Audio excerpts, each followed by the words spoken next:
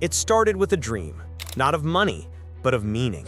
A company that promised to change the way people work. A vision of shared creativity, community, and belonging. A startup that said it wasn't a company at all, but a movement. And for a moment, it almost felt true.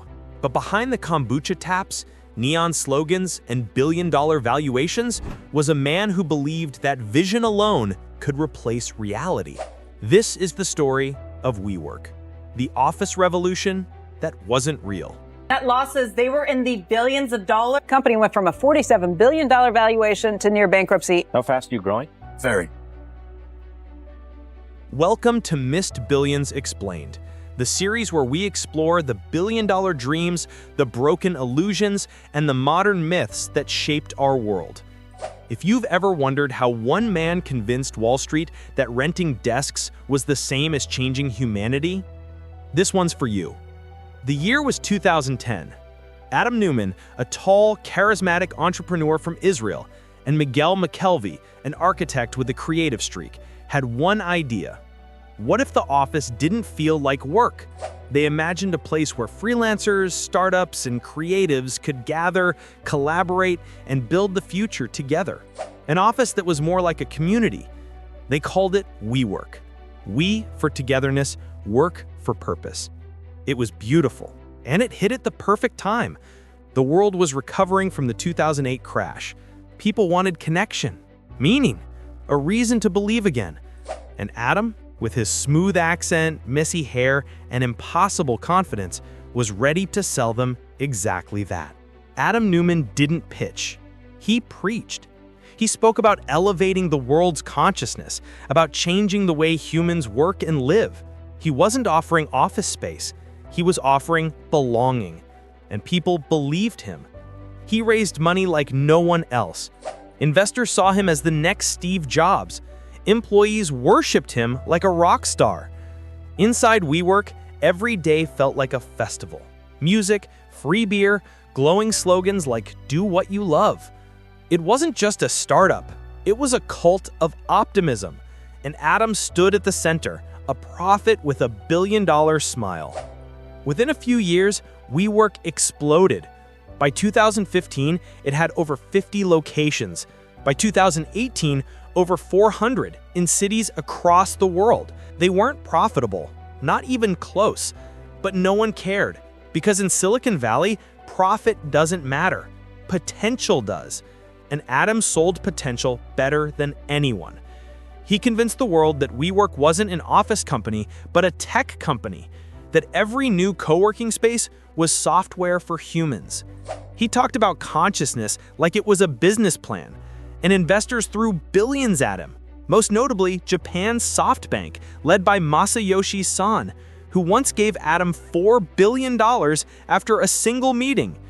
WeWork's valuation soared to $47 billion, higher than Ford, higher than Airbnb, higher than the laws of physics could justify.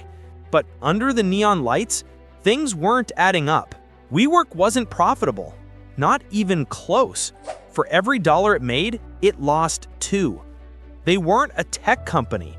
They rented real estate, filled it with cool furniture, and sold it as a lifestyle. The illusion worked until it didn't, because illusions don't scale. Inside the company, employees started to see the cracks. Nepotism, lavish spending, chaos at the top. Adam's wife, Rebecca, called herself chief brand officer and fired people for having bad energy. They bought a private jet.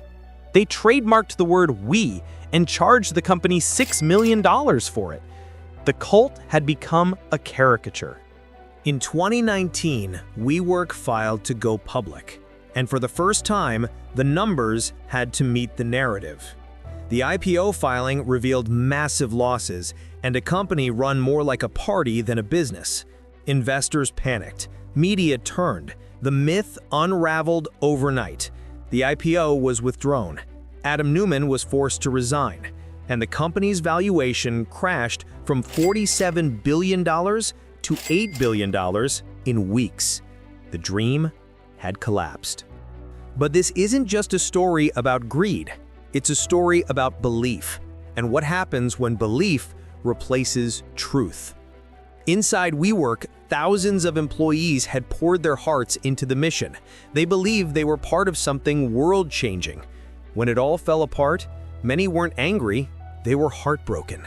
They had built friendships, identities, even their self-worth around an illusion. They didn't just lose jobs, they lost meaning. And that's the saddest part of the WeWork story. It wasn't just a business collapse, it was a spiritual one. Adam Neumann walked away with over $1 billion in payouts. The company laid off thousands, and the dream of elevating the world's consciousness was reduced to another cautionary tale. Years later, WeWork tried to rebuild, smaller, humbler, but the spark was gone. It wasn't a revolution anymore. It was an office rental company with broken trust. And yet, even after everything, Adam still believed he could do it again. In 2022, he launched a new startup, Flow. His pitch? Revolutionizing how people live. Some people never stop selling the dream. What if Adam Neumann had built WeWork slowly? What if he'd treated it like a business instead of a belief system? Could it have survived? Probably, because the core idea, community, flexibility, creativity, was brilliant. It just needed reality. Instead, it got religion. WeWork wasn't about offices. It was about us, about how easily we mistake charisma for vision, how much we want to believe in something, even when the math doesn't work. WeWork promised meaning in a world that feels empty. And that promise was powerful, too powerful. Because when you sell people a dream, you owe them the truth that follows. And WeWork never delivered that part. In the end, WeWork changed nothing, but it revealed everything about ambition, illusion, and the thin line between inspiration and manipulation. It showed that the modern world doesn't just worship money, it worships stories. And when those stories collapse, they leave more than debt behind. They leave disillusionment. Thanks for watching Missed Billions Explained. If you enjoyed this story, hit like, subscribe, and tell us which dream or downfall you want next. Because somewhere out there, another founder is preaching the same sermon, and another crowd is already buying tickets to believe.